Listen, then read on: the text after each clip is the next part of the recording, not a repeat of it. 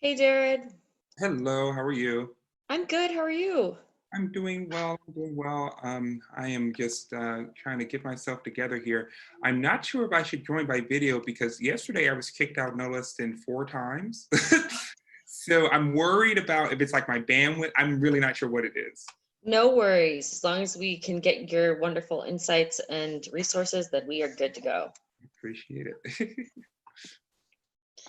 As people join, I'm just like doing sort of a lead time where I let people kind of gather, and then around exactly 1:30, I'll get things started. Sounds good.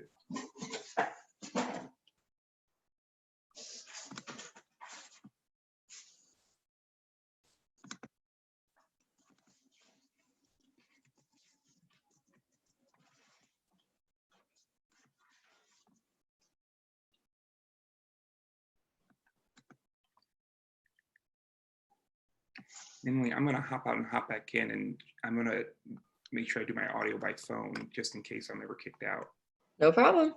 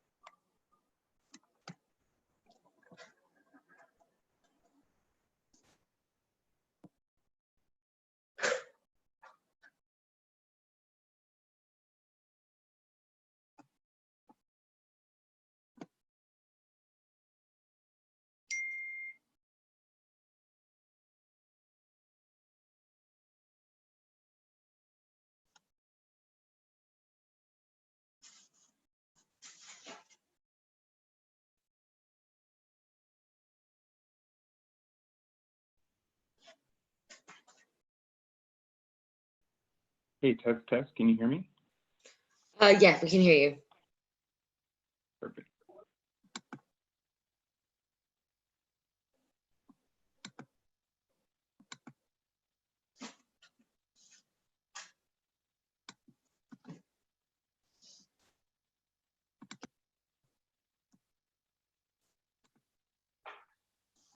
Hi, Brian.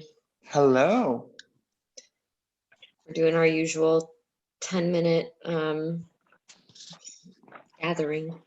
Awesome. I'm so afraid to be late. I hop on early. So, Me too. hi, Jared. Hey, Brian, how are you? I'm good. How are you?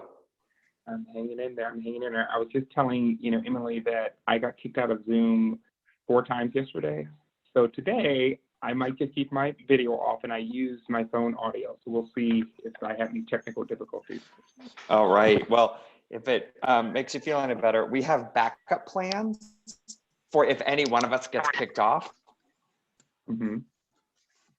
in the middle of it. So, Okay. I love a backup plan. For those of you who are joining that's right. on an Yeah. ongoing basis, we automatically mute folks just to keep the room a little quiet for our speakers. So during the Q&A portion, you are welcome to submit questions to the chat function. I will then moderate those questions and allow you the opportunity to ask our speakers what's on your mind, but just want to make sure folks know why they're muted.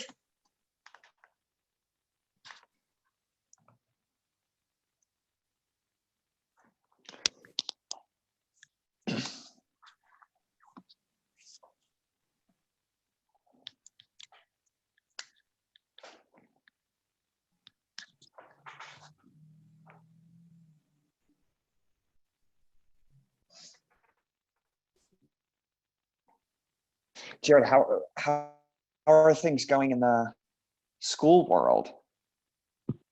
Oh, they're going. I am at midterm point. So pretty soon here, I will be graduating with no graduation photos, but graduate nonetheless.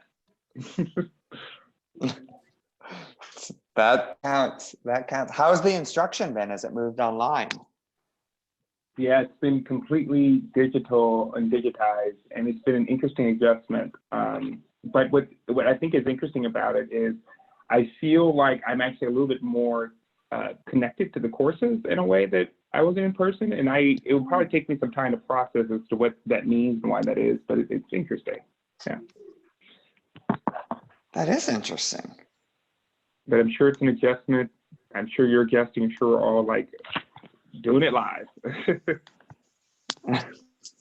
Day by day.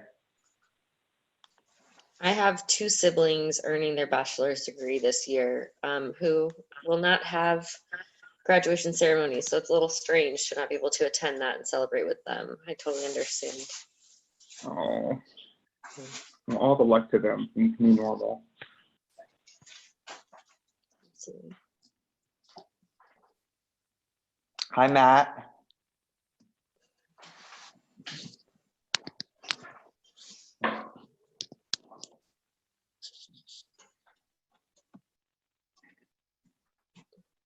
You're looking quarantined with that haircut.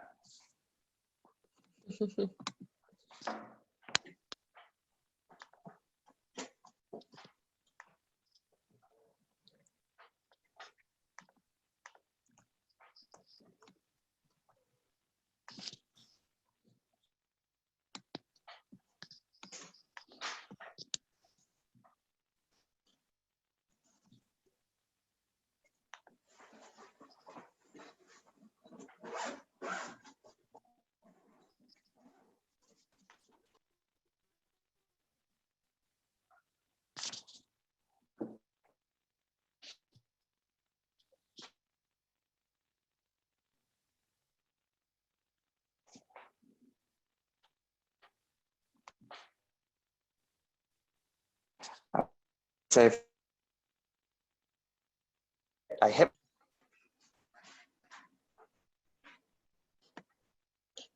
Brian, I think your reception is a little spotty. It's tough to hear you.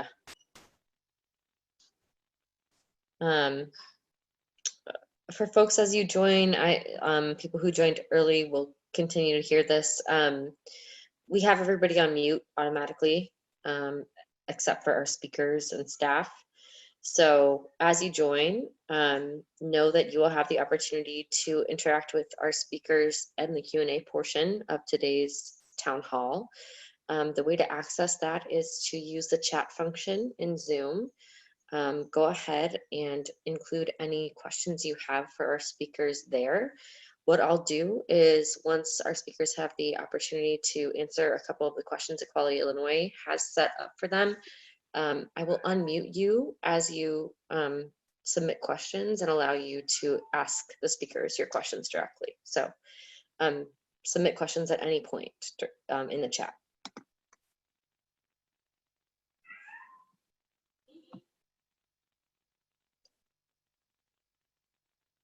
And I apologize if you can hear my whiny kitten.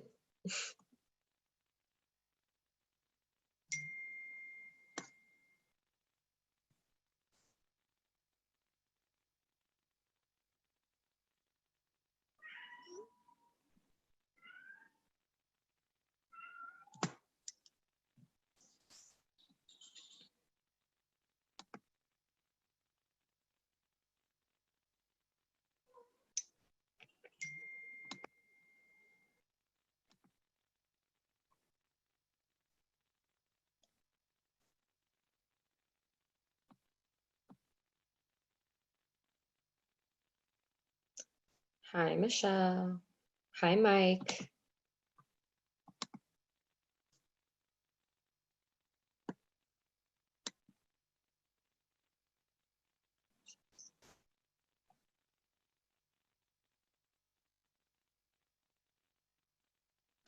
Let's see.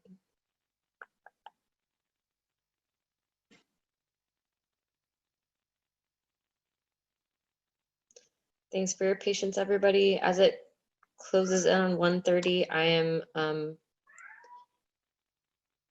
preparing to unmute folks for the Q&A.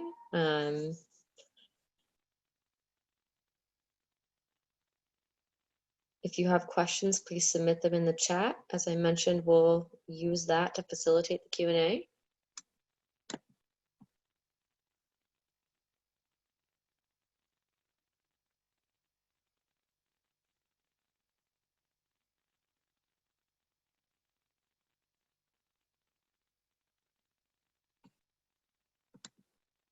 It's interesting. I don't know if y'all are in multiple Zoom conversations, but week by week it kind of changes. We last week I had to individually admit everybody into the conversation, and now that's not part of the functionality, I guess. So we're rolling with it.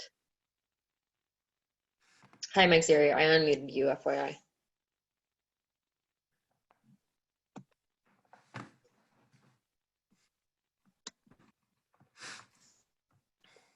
Okay.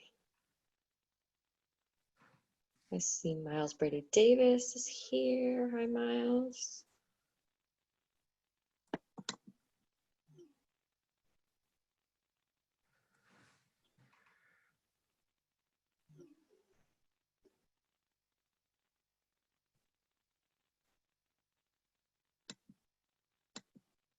Okay, we're going to get started in just a moment. I am just going to look out for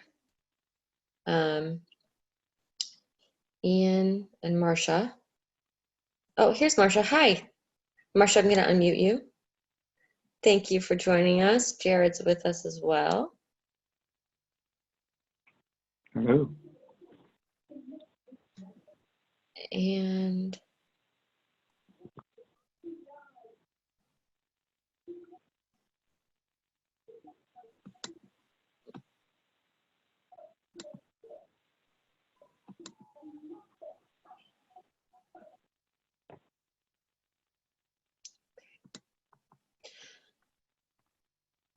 I don't see Ian yet, but as soon as they are here, I will unmute. Wait, I see Ian. Oh, you do? Yep. Okay, let me. Oh, there you are, Ian. I'm sorry. I'm going to unmute you as well. Okay, great. We're going to get started then. So, as everybody's heard, please submit questions for our panelists in the chat function. We will moderate that in a few minutes, and I would love to have folks submit content there. Brian is having a little bit of an internet connectivity issue, so I'm going to go ahead and introduce our speakers and then introduce our policy director, Mike Zeri, to ask a few questions of our speakers as well. Mike, do you have our agenda? I do. Okay, great. Okay. So my name is Emily Boyce. I am the development director at Equality Illinois, the state's LGBTQ civil rights organization. We've been doing these town halls for 5 or 6 weeks or so. We're really excited to have you all join us for our Zoom town hall series. And this week we're focused on supporting arts and culture during this crisis. The town halls are intended to do a few things. We want to offer reliable information and actionable next steps on key topics. We want to connect you to our partners and the experts in the fields that they're speaking on. And we want to ensure that we continue to find ways to virtually gather in this isolating environment. I want to mention that these calls are open to the media. We don't currently have any members of the media participating, but just in case you are concerned about that, go ahead and mute your video and change your screen name if you want to be anonymous. We're going to run this town hall until about 2:30 p.m. And yeah, we'll tell you about our guests, and then they will share some updates about their response to the current situation and submit questions to the chat for the Q&A later. And then finally, we want to also note that we have heard of and know that there are situations where people are using Zoom to further things that we don't necessarily agree with. We just want to say that as facilitators, we hold all participants to the same standards of being inclusive, safe, and respectful. If anybody doesn't adhere to those guidelines, they'll be removed from the chat. Okay, with that, I'm going to introduce our speakers. We have Marcia Festen, who has more than 27 years of experience in the arts. She is currently the director of the Arts Work Fund for Organizational Development. Marcia, I hope I got that right. She used to be a board member of 3 Arts, which works to sustain and promote artists in the 6-county Chicago metropolitan area, focusing on women artists, artists of color, and artists with disabilities. We also have Jared Lewis, who is a native of the South Side of Chicago and works at the intersection of economic development, social enterprise, public policy, and technology. Most recently, Jared worked as a global program manager for Airbnb. He currently serves as on the board of directors for Howard Brown and is the chairman of SSA number 42, a local tax district that funds expanded services and programs. Jared is also the founder of Pride South, which is a social enterprise dedicated to the space creation for LGBTQ Black and Brown people on the South Side of Chicago. And lastly, we're excited to welcome Ian Martin, who is the artistic director of Haven Theater. He's also the program manager of Enrich Chicago, an organization that organizes anti-racism learning to realize racial equity in the Chicago arts community. Before Haven, Ian worked with Goodman Theater, where he completed an artistic producing apprenticeship for the Joyce Foundation. From here, I want to welcome those 3 guests, and I'm going to turn it over to Mike to ask our opening questions. Hey everyone, it's Mike Ziri here, pronouns he, him, his, the Director of Public Policy at Equality Illinois. And I do want to say, I do see Matt from Windy City Time Zone, so there is media on here, so great to see you, Matt. But yeah, I just want to ask the first couple questions to kick us off. So thanks, Marcia, Jared, Ian, for joining us today. And the first question for your opening remarks is, we know art is so important to the LGBTQ community in terms of expression, representation, and imagining new possibilities and imagining new ideas. We know that so much artistic expression depends on the ability to congregate, whether that means through live performances, museum installations, or in-person collaborations on work still in progress. So how has COVID-19 impacted the arts communities that you were involved with? And specifically, how are artists evolving and innovating to continue their work in this time, either in different mediums, using social media or otherwise? Thank you so much, and would love to hear from you. This is Marcia. I'll start. The Arts Work Fund is one of 3 partners that organized an emergency relief fund for arts organizations and individual artists. And in the last 3 weeks, I've read 532 applications from arts organizations around the state, though primarily Chicago. And one of the things is that there is no organization that has been untouched, whether they're the Lyric Opera or the CSO, or they're the new organization with a budget of $10,000. And not only have the arts ceased in many ways, but the livelihoods of so many creatives are really in peril. That's the sad news. The good news, I think, from my perspective, is I'm seeing a community of arts organizations and artists mobilize in the creative ways that they do, whether it's a group of visual artists beginning to develop art that they're hanging in front of their house and then auctioning off and giving to the arts field as a way of helping to support artists, whether it's people quickly moving to get online and doing some video work or some teleperformances, or we've seen artists just go above and beyond in figuring out ways to raise money to support each other to get through this time.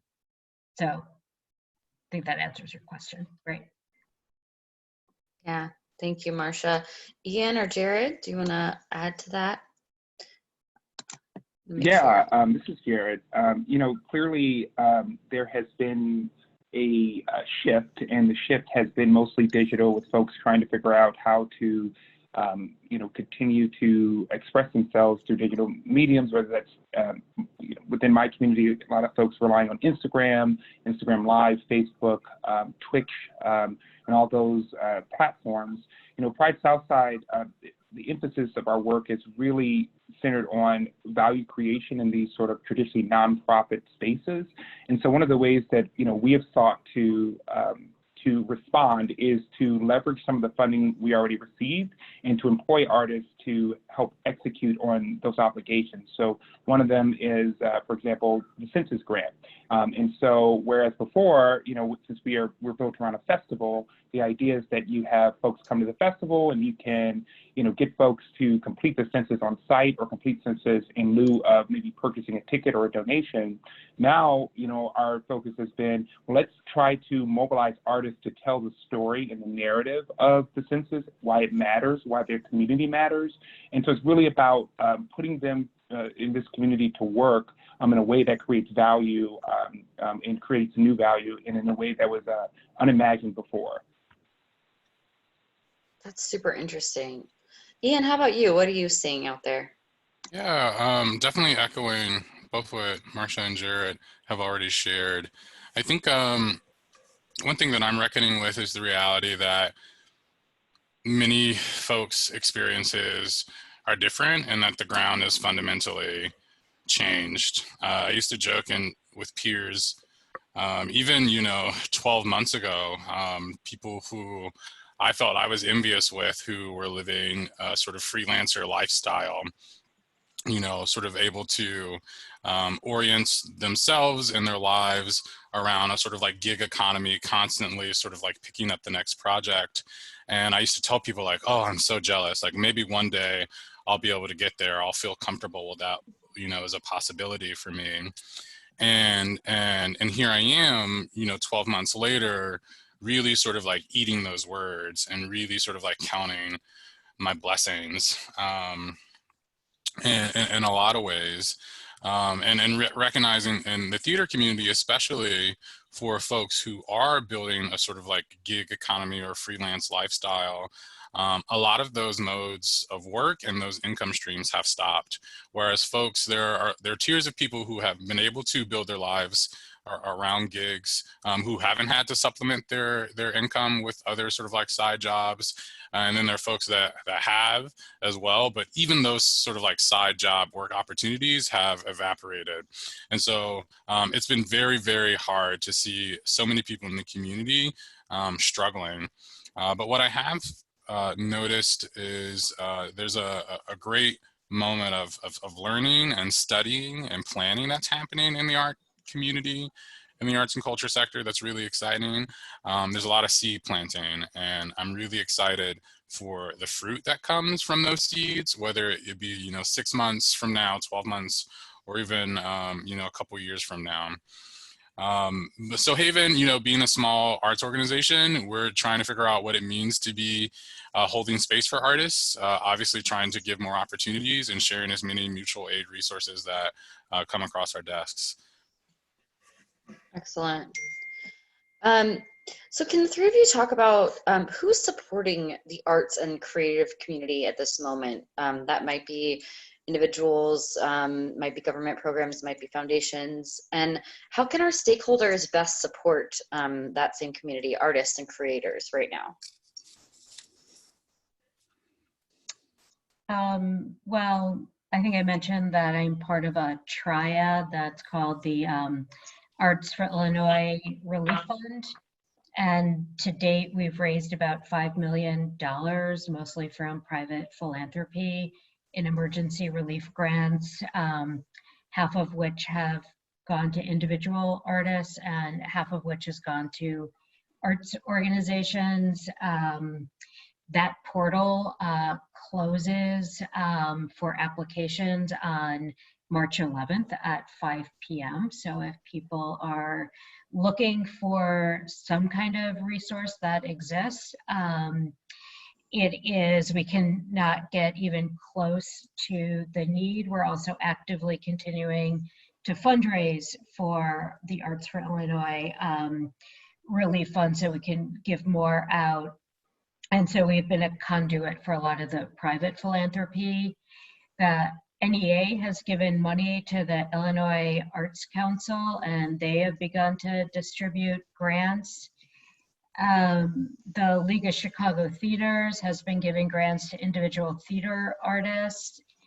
I mean, there's so many people who have mobilized. Three Walls, which is a gallery, has been giving money that they got, I believe, from the Doris Duke Foundation.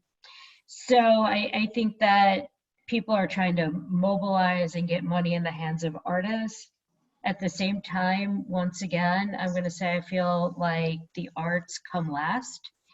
And when you look at some of these larger relief funds, it's the arts pitted against human services and basic needs without the understanding that the artists who work in these arts organizations need their basic needs covered, and they are small businesses often. So it's a little disheartening to see the arts once again kind of fall to the bottom of many people's priorities and not see them in an ecosystem. Yeah, this is Jared. I would echo, that sentiment, and just doing some research in preparation for the town hall, I just found some interesting statistics that, there are about 2.2 million people who in 2012 were classified as professional artists. And that is clearly a more formal economy. And I think that there is, the undergrowth of that, there's a huge gig and informal economy of folks who are in this space. But I think, this is one of the interesting sort of, just in reflection, things about this is art sort of underscores everything in society and everything in human nature. I mean, we're on a Zoom call. Zoom, has probably done a lot or has done a lot of research and design sprints around how this is laid out. And that's literally a combination of data science, art, and psychology. And so art is woven into everything that we do, and yet it's often undervalued in the role it plays in daily life. But what I think is interesting, or what I think is important, I think to a point that Ian was making earlier, is as organizations are looking forward, really thinking about, again, that value creation piece.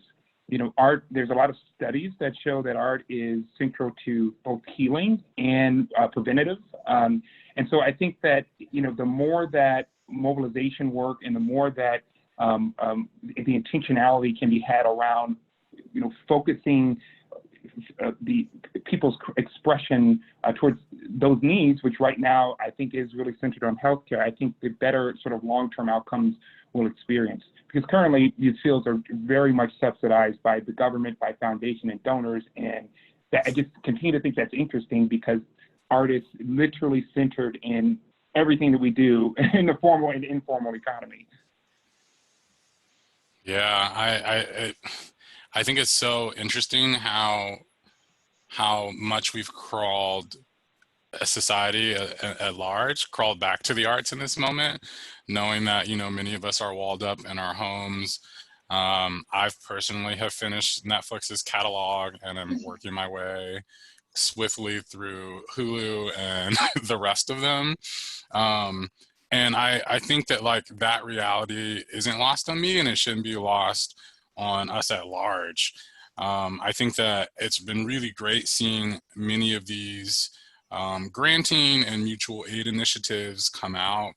And I'm really excited for how quickly they've been operating and how much of that money has been unrestricted, which for many small arts organizations, specifically those run by people of color, those kinds of funding opportunities are few and far in between. And so I've loved how we've been able to sort of deputize some of these ways of being and giving money. And I want to see more of it. But I also think that specifically marginalized communities, know how to activate a community to survive. This isn't new. You know, like the kinds of mutual aid and community resource sharing that I'm seeing happening on a large scale are the things that, you know, I saw my mom and her community do growing up. And so I always want to challenge too, how are we operating from a lens and perspective of abundance, and also asking ourselves, what are we building now that we want to keep? And what have we abandoned now that we don't need to return to? And I also think, added to that, I really want to be mindful too of like where the resources are going. Yes, I want to know who's supporting folks. Who is being supported though too. I want to know numbers about that, and I also want it to be like racially. I want to know the racial groups too, because I think as we get deeper and deeper, and we spend more time at home, we're understanding the disproportionate impacts of this moment. And I think that our support and our aid can't be as disproportionate as the impact of this moment. Could I give you some numbers, at least from the first round of what we've done? And first I'll just say, like, what we're doing now is a Band-Aid, and it's not even a waterproof Band-Aid. But the fact that all of these funders moved to unrestricted funding with no grant report required should be a lesson we take into the future about what do we really need from folks, and how do we need to get it. So in the first round of funding, we made 166 grants across the state, most in Chicago, $2 million, 49% to organizations specifically serving 5, 4, and about people of color, and another 15%, and I don't have the breakdown, for LGBTQ people, women, and people with disabilities. And so we are prioritizing those groups and weighting them more heavily. And we have definitely gotten pushback for that. People are so desperate really right now that, you know, I was surprised, but we made a commitment to supporting those communities that have historically been left out of funding opportunities. So those are my stats right now. Round 2 is, you know, open. Right. I hope they get even better. That's awesome. Thank you, Marcia. That's great. So my next question had to do with like the essentiality of arts and how we can make the case for funding for the arts. And I think you all have already kind of started that argument, like presented the case in a really compelling way. Kim Hunt had a great question along those lines, and I want to unmute her so that she can ask her question to our speakers. Kim, I'm going to unmute you now. It might take a second, sorry. There you go. All right. Hi, everybody. I'm so grateful for this conversation because I personally think we don't pay enough attention to artists and our various movements and all of that. So related to that, and this is for anyone who wants to answer, what are your thoughts about how organizations that are not specifically art focused can incorporate artists and the arts into programs now, and as we move into whatever the new normals becomes? Yeah, this is Jared. I guess folks might be sensing that I am an amateur economist. Not surprised. I go to University of Chicago, but I think it's really about, in my opinion, the jobs to be done. Going back to the prior sort of stream of conversation, art is everywhere, and it's in everything that we do. It's in how things appear. It's in the things that are produced. And so organizations that are not art focused are already dealing in art. They make design decisions, and they have preferences around around how things are worded, how things appear, the type of media, the type of models they use in branding material. I think it's about listing out the jobs to be done and seeing where you can plug folks in. And I think that can happen in these formal larger organizations that are not necessarily art centered. It can happen in the micro decisions we make. If you have you have a birthday coming up, maybe instead of ordering a Hallmark card or sending an email, you can hire someone to make an original or unique birthday card. So I think it's really about really cataloging the things that folks have to do, these non-artist organizations have to do on a day-to-day, and seeing where folks can be plugged in. Yeah, I think there's a continuum of levels of engagement, from being like an arts organization to, on the other end, maybe hiring artists to do work for you in your organization. And somewhere in the middle is programs that use the arts to get to a certain outcome. And I know that the city of Chicago has been hiring artists to do billboards, and to work on buses, right, during this time, because they're finding flexible money to do that. And so that's the hiring of artists. But we also know that there's a lot of trauma and healing that need to go on, and the arts have a significant role in it, not just the art therapists, so they have a big role, but how we come back out as a community, and re-engage with each other. Organizations that are not arts-based have a role in partnering with artists and figuring out how to do that in a way that makes sense. I would echo that. You know, any opportunity that arises or that can be made to hire an artist, you know, by all means, go for that. And, you know, even more specifically, I think as much as we can be orienting to support and give resources to folks in our communities, like our local home-based communities. And if we are all sort of doing that locally, I think our impact can potentially increase. Thinking about what are the relationships that already exist with artists, and how can they be fortified, or how can they grow, is something that I would add to that question. Great. So this is a question, it's my personal curiosity.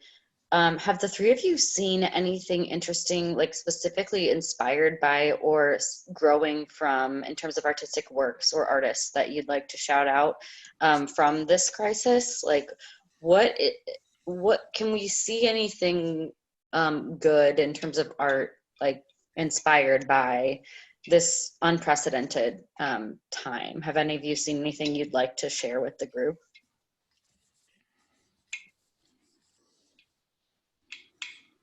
I might share. Oh, please. Is that Jarrett? I think it's Jared. Yeah, go ahead, Ian. I would just say that Adrienne Marie Brown has been doing this pandemic writing prompt series for like the last 32 days. And I love it very thoroughly. She also wrote Emergent Strategy and Pleasure Activism, and I found myself crawling back to Emergent Strategy in particular in the last 4 weeks. But the writing prompt series has been really, really, really good. And seeing both what she writes and what she shares that people are writing in the community and the space that she's holding has been really, really wonderful. I've seen some similar things with visual artists doing prompts and building community through daily prompts to create and share via a lot of mechanisms online what they're creating. I mean, there's a couple artists that are doing it: Alice George, Kay Buckman Pino.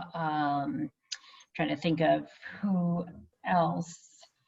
And I've seen some individual artists create artwork, like paintings, but I don't have a good answer for that question. Okay. Jared, I think you started to answer. Did you have anything to add? Yeah, no, I mean, I would just say, you know, what I think is interesting, just even about, you know, this moment, is kind of how we might define art. I mean, I think that any scroll I do up on my Instagram feed, when it's not a meme, it seems to be somebody trying to express something in this moment, and there's a lot of creativity that I see in the moment, just generally speaking. That's really helpful. I want to turn it over to Amy, who is the president of PFLAG Peoria. Amy had a good question that I think also relates back to last week's town hall topic. So I'm pleased to unmute her at this moment. Amy, go ahead. All right. Yes. Yeah. And I apologize for missing last week. I'm having trouble remembering what day it is. Okay. But yes. So as the president of our group in Peoria, we have a teen group, and several of our teens are interested in the arts. And my question was, what would you say to these young people? Any suggestions you might have that I could pass along about what they can do in the future to be successful? So that's my question. So I will probably have the most informal answer. So I'll just go first. You know, when I was in high school, I was part of the Nagy Daily Gallery 37 program, actually more than once. I did dance for a while as part of that program in partnership with the Jockey Ballet. I did painting, and I did textiles, and I did video production. Out of all those sort of routings that I had, I mean, one is I learned a little bit about a lot of different disciplines, but video production has come in handy so many times over the years, whether just being able to adequately assess work, like if I'm working on a project and I'm able to say, you know, that cut wasn't really clean, or, you know, being able to speak the language. And I would just say the advice is to just do it. Did you never really know, like in a more formal way, how it might come in handy, and then in a more sort of long-term, you know, way, like you never know where it'll take you. And so I think, you know, don't view it as there's a barrier to entry. That barrier is most likely your mind than anything. And whatever you do, you will learn and you will build from it. I would say be in community with other artists as much as possible, both in your discipline and outside of your discipline, to really be networked, to be connected, and to push yourself and your ideas further. I love that. I also think that there's just so many wonderful programs happening now by virtue of this moment. Many of them are being offered for free or at no or low costs, that I personally have been taking up. I mean, I'm in a Harvard curation, like museum curation online course right now, 100% free, but having a blast. And also, yeah, being in community. I would echo what Marcia said. That's a great place to start.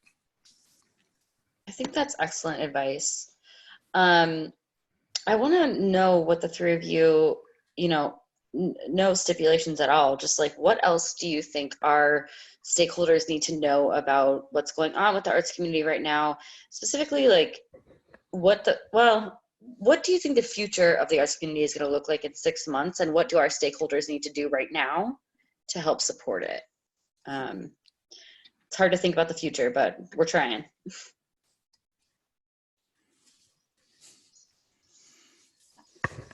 I think we're going to lose a lot of really good organizations. And I think in reading these, 532 proposals, it was really striking to me that the newer groups that had budgets under 30,000 and maybe had been a 501c3 for less than a year, less than 2 years, were really pushing boundaries in ways that were pretty interesting, and that they had a social justice focus.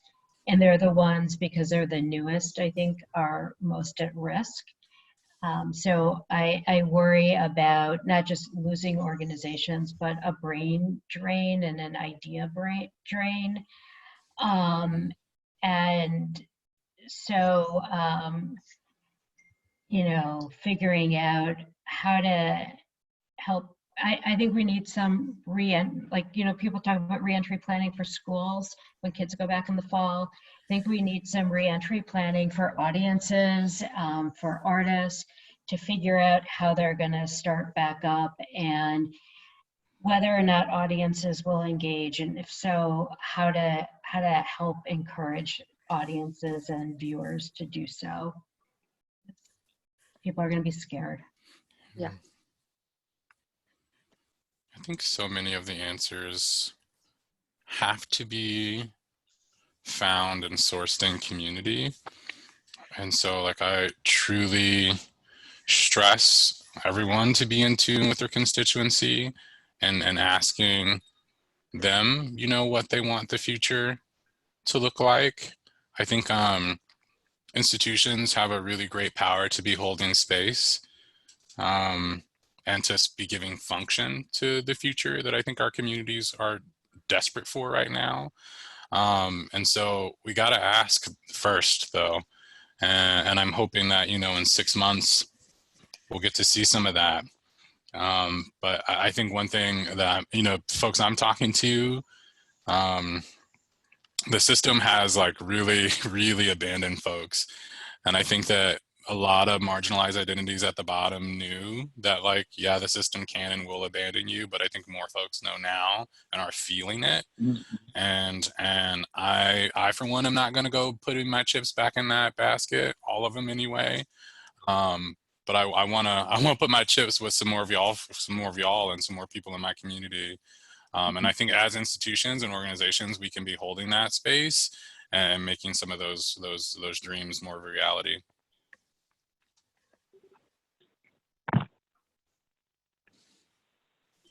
Jared, anything to add? Yeah, you know, I mean, so there's a term called social recession, and I, again, just discovered it and just doing some research for this conversation. And I think that, you know, in all of this, the more that we can collect data points, I think the better, you know, we can both predict and plan for what a future will hold. I think there is going to be a very slow return to whatever a normalcy would look like, or if there's a new normal. And, you know, I think that culture and artistic expression is centered in that. But I mean, I think that also, you know, just like in any form of recession, there's a lot of innovation that will come from this. And I think that's where sort of the leadership is in these circles. And it is really sort of investigating how, you know, things have changed and really doubling down on that. When I say change, how they transition to new ways of delivering art and culture, and how that can be doubled down on, and really paying attention to what's working about it, and, you know, what hasn't worked about it, not just in the long term, but in the short term, in this sort of crisis mode as we've responded. Great point. I wanted to ask just at the end here, is there something I didn't ask you, or something that you'd like to highlight for our stakeholders here? Want to make sure that I, as we've all talked about, hold space for y'all and make sure that I'm not the only one guiding the conversation. Is there anything else you want us to know? I guess I'd want to acknowledge how many artists turn their attention to helping frontline responders, making masks, collecting money, not just for themselves, but for others, and that the generosity of the arts community. People have not been as generous with the arts community as the arts community has been with people, in my opinion.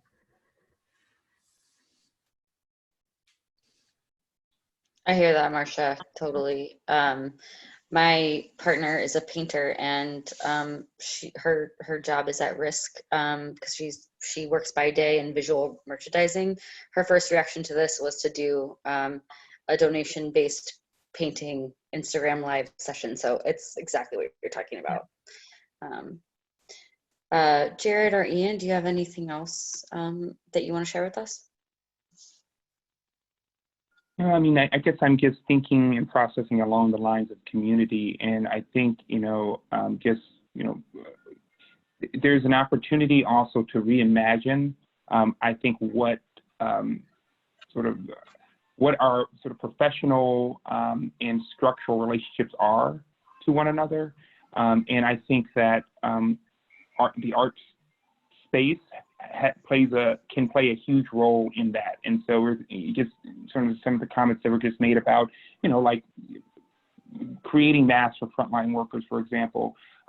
But the ability to produce, to work with hands, to make content for life, and to recast that. I mean, is everything about money? I mean, currently we live in a system where it is in many ways, but I think that this is also creating a compelling opportunity to reimagine that. And so that's just something that I'm thinking about at this moment. I'd just add that one thing that I have loved about this moment is just like wide scale acceptance of humanity. I've really loved how generous everyone has needed to be in this moment, from as simple as, young people and kids popping up into Zoom calls, or, not knowing what day it is, or, underestimating priorities. Like, there's been a lot more grace and a lot more acknowledgement of humanity that I would really love it if that stuck around. And I also really want to highlight, that I'm confident and I trust that like arts and culture is here to stay. It's not going to go anywhere. The product, the what will be here. I think what this moment and what the future has such an opportunity to highlight is process and how, how are we going to make, and I think that means a lot of things. I think it's how are we going to make, considering the obstacles that we have, but what are the new processes or ways of being that we want and need to implement moving forward. I think that's such a beautiful place to end, Ian. Like, art's not going anywhere, and I hope we do extend that generosity out. I also just love how all three of you just really enlightened how art is interwoven in all of the essentials. It is not something that should be considered a luxury. And so I'm really grateful for that. That's not something that I typically think about, but it's something that you all just like shone a light on. So I really want to thank you for that. I hope that everybody I got a little bit of therapy out of this conversation today. I hope everybody also learned something. Thank you to Ian, Jared, and Marcia for being a part of this today. I hope you will join us next week. In fact, we're talking about mental health next week. So I think it will be just as important, if not more important than, I think it can combine some of the topics we discussed today. Look out for an email for some resources on this topic and to sign up for next week. Jared, Ian, Marcia, once again, thank you so much. To all of our stakeholders, we appreciate you. We'll see you next Tuesday. Thank you. Thank you, everyone. Thank you.